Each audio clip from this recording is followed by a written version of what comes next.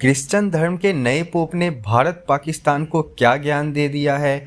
बलूचिस्तान ने प्रधानमंत्री मोदी से क्या मदद मांग ली है? उसके बाद बांग्लादेश के प्रोफेसर मोहम्मद यूनुस ने अचानक से क्या बड़ा ब्लंडर कर दिया है? एंड उसके बाद यूनाइटेड नेशन सिक्योरिटी काउंसिल और भारत रशिया को लेकर भी काफ़ी बड़ी अपडेट्स आ रही हैं। ये सारी इंपॉर्टेंट अपडेट्स हैं, इसलिए वीडियो को एंड तक जरूर देखिए। सबसे पहली अपडेट आ रही है क्रिश्चियन धर्म के सबसे बड़े धर्मगुरु पोप लियो को लेकर, जो रिसेंटली पोप फ्रांसिस की मौत के बाद पोप के पद के ऊपर सेलेक्ट हुए हैं। न्यूज निकल करके आ रही है कि पोप लियो ने अपनी पहली स्पीच में रशिया यूक्रेन वॉर, इजराइल फिलिस्तीन मसले के साथ साथ भारत और पाकिस्तान के बीच जम्मू कश्मीर के मसले को भी अपनी पहली स्टेटमेंट में शामिल किया है और कहा कि दोनों साउथ एशियन देशों के बीच यह जो सीज फायर एग्रीमेंट हुआ है उसका वो स्वागत करते हैं और उम्मीद करते हैं कि एग्रीमेंट हमेशा के लिए लास्ट करेगा, यानी कि लंबे समय तक दोनों देशों के बीच शांति बनी रहे। पोप लियो ने गाजा वार के बारे में भी कहा कि आज की डेट में जो ह्यूमैनिटेरियन कंडीशंस बन गई है उसको देखकर उन्हें गहराई से दुख होता है। यह लड़ाई झगड़ा फाइटिंग वगैरह सब कुछ रोक देनी चाहिए, यह कहना है नए पोप लियो का। आई होप कि अच्छा यह होता कि जम्मू कश्मीर या फिर गाजा कॉन्फ्लिक्ट के ऊपर बात करने के साथ साथ रेडिकल इस्लामिक आतंकवाद के ऊपर भी पोप लियो दो बातें बोल देते, क्योंकि भारत और इजराइल आज की डेट में जो भी एक्शन कर रहे हैं यह सब इसलिए हो रहा है क्योंकि हम दोनों ही देशों के ऊपर आतंकी हमले करके हमें उकसाने की कोशिश की जा रही है, वरना शांति तो हम भी चाहते हैं। नए पोप के बाद अब बलूचिस्तान लिबरेशन आर्मी की लीडर के तरफ से भी भारत की सरकार, प्रधानमंत्री मोदी जी और भारत की सेना के लिए एक मैसेज आया है।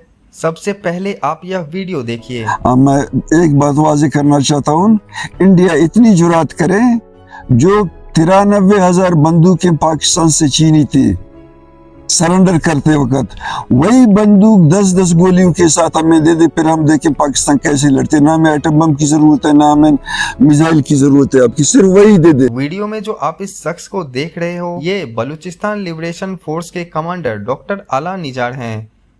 वीडियो में ये भारत से रिक्वेस्ट कर रहे हैं कि साल 1971 में पाकिस्तान के 93,000 सैनिकों ने जब भारत के सामने हथियार सरेंडर कर दिए थे, भारत बस वही 93,000 बंदूकें बलूचिस्तान के फ्रीडम फाइटर्स को दे दे। बस उसके साथ साथ भारत की सरकार 10-10 बुलेट्स यानी कि 10-10 गोलियां उनको दे दे। इनका कहना है कि ना हमें एटम बम यानी कि ना हमें न्यूक्लियर बम चाहिए, ना ही हमें कोई मिसाइल चाहिए, बस इतनी बंदूकें मिल जाए तो बलूचिस्तान के लोग पाकिस्तान की आर्मी को खुद ही हरा देंगे।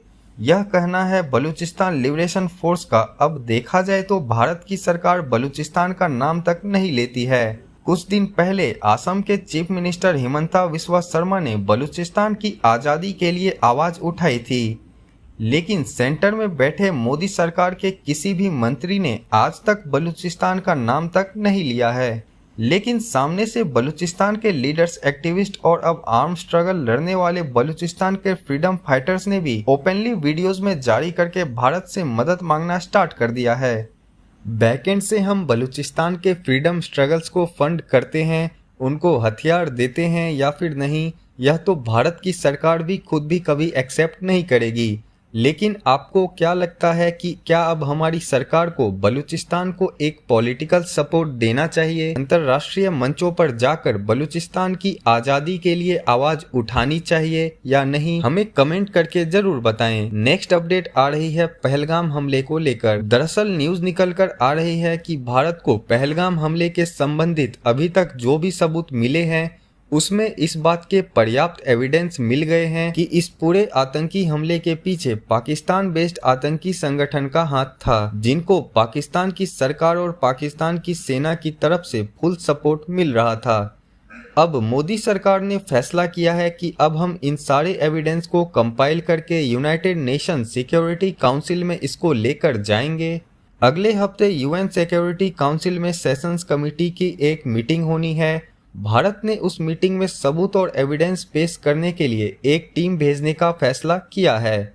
जो इस पहलगाम मामले के पीछे पाकिस्तान की इन्वॉल्वमेंट के एविडेंस के एक डोजियर के साथ सिक्योरिटी काउंसिल की इस मीटिंग में भारत का पक्ष रखने के लिए जाएंगे। सभी परमानेंट और नॉन परमानेंट देशों को यह दिखाया जाएगा कि किस तरीके से पाकिस्तान की सेना ने भारत के पहलगाम में यह आतंकी हमला करवाया है। नेक्स्ट अपडेट आ रही है भारत के एयरपोर्ट्स को लेकर। पाकिस्तान के साथ मिलिट्री कॉन्फ्लिक्ट्स के चलते भारत ने नॉर्थ इंडिया और पाकिस्तान के साथ लगने वाले रीजन में टोटल 32 एयरपोर्ट्स बंद कर दिए थे और अभी कुछ ही घंटे पहले न्यूज़ निकल कर आ रही है कि इंडियन एयरफोर्स ने अब इन 32 एयरपोर्ट्स को सिविलियन फ्लाइट्स के लिए मंजूरी दे दी है और कल तक इन सभी 32 एयरपोर्ट्स के ऊपर सिविलियन फ्लाइट्स की फुल स्ट्रेंथ स्टार्ट हो जाएगी। इसके साथ ही आईपीएल को लेकर एक न्यूज़ निकल कर आ रही है। सोर्सेस के हवाले से न्यूज़ निकल कर आ रही है कि आईपीएल इसी महीने मई में दोबारा से रीस्टार्ट करने के ऊपर विचार किया जा रहा है। भारत सरकार से परमिशन मांगी है, जिसके बाद कोशिश की जा रही है कि आईपीएल को अगले 2 हफ्तों के बीच में दोबारा से स्टार्ट करा दिया जाए। नेक्स्ट अपडेट आ रही है भारत सरकार के एक आदेश को लेकर, जो सभी ओटीटी प्लेटफॉर्म्स और स्ट्रीमिंग एप्लीकेशन और टेलीविजन नेटवर्क्स चैनल के लिए जारी किया गया है। रेफरेंस के लिए आपकी स्क्रीन के ऊपर आर्टिकल का स्क्रीनशॉट है। भारत सरकार की ministry of information and broadcasting ने देश के सभी OTT platform, media streaming platform और इंटरमीडिएरीज के लिए डायरेक्शंस जारी की है, जिसमें इनसे कहा गया है कि पाकिस्तानी ओरिजिन की web series, film, song, podcast और बाकी किसी भी तरह का स्ट्रीमिंग मीडिया कंटेंट अपने प्लेटफॉर्म के ऊपर अवेलेबल ना करवाएं एंड अगर कोई भी अवेलेबल है तो उसको तुरंत ही रिमूव किया जाए, फिर चाहे वह सब्सक्रिप्शन मोड के ऊपर हो या फिर किसी भी फॉर्मेट में। अगर यह सब भारत में ऑपरेट करना चाहते हैं तो वह पाकिस्तान ओरिजिन की सभी कंटेंट को तुरंत ही रिमूव कर दें। और साथ ही इनसे कहा गया है कि यह अपने प्लेटफॉर्म के ऊपर ऐसा कंटेंट नहीं डालेंगे जिससे देश की सॉवरेनिटी या इंटीग्रिटी के ऊपर कोई खतरा आएगा या फिर देश की सिक्योरिटी के ऊपर उसका कोई असर पड़ सकता है। अब इसमें काफी सारी लीगल टर्म्स हैं और काफी सारी डायरेक्शंस दी गई हैं। नेक्स्ट अपडेट आ रही है बांग्लादेश से। दरअसल बांग्लादेश से न्यूज निकल कर आ रही है कि उनकी इंटरिम गवर्नमेंट और प्रोफेसर मोहम्मद यूनुस ने बांग्लादेश की सबसे पुरानी पार्टी आवामी लीग पार्टी को बांग्लादेश के अंदर बैन कर दिया है। बिल्कुल ठीक सुना आपने, शेख हसीना की आवामी लीग पार्टी अब बांग्लादेश में वहां पर ना कोई इलेक्शन कंटेस्ट कर सकती है और ना ही कोई मीटिंग या फिर पार्टी के नाम के अंदर कोई रैली या कार्यक्रम करवा सकती है। इंटरिम गवर्नमेंट ने कहा है कि आवामी लीग पार्टी के ऊपर यह बैन तब तक जारी रहेगा जब तक आवामी लीग के लीडर्स के खिलाफ जो भी इंटरनेशनल क्राइम्स ट्रिब्यूनल कोर्ट में केसेस चल रहे हैं। शेख हसीना के देश छोड़ने के बाद और भी कुछ लीडर्स थे जिनके खिलाफ हत्या के केस फाइल कर दिए गए थे। प्रोटेस्टर्स की मौत का जिम्मेदार आवामी लीग पार्टी के लीडर्स को बना दिया गया था। प्रोफेसर मोहम्मद यूनुस का कहना है कि पहले यह जो आवामी लीग के लीडर्स के ऊपर केसेस चल रहे हैं यह क्लोज होंगे, उसके बाद फैसला किया जाएगा कि आवामी लीग पार्टी के साथ क्या करना है, यानी कि इस बैन को हटाया जाएगा या फिर नहीं, उसके बाद कोई फैसला होगा।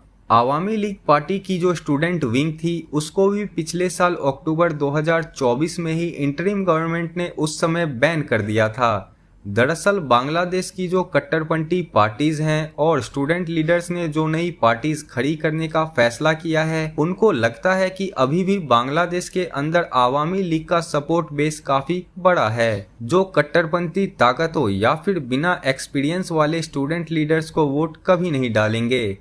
इसलिए यह लोग पिछले काफी समय से लगातार प्रोटेस्ट करके आवामी लीग पार्टी को बैन करने की मांग कर रहे थे और फाइनली बांग्लादेश की इंटरिम गवर्नमेंट और प्रोफेसर मोहम्मद यूनुस ने आवामी लीग पार्टी को बैन कर भी दिया है।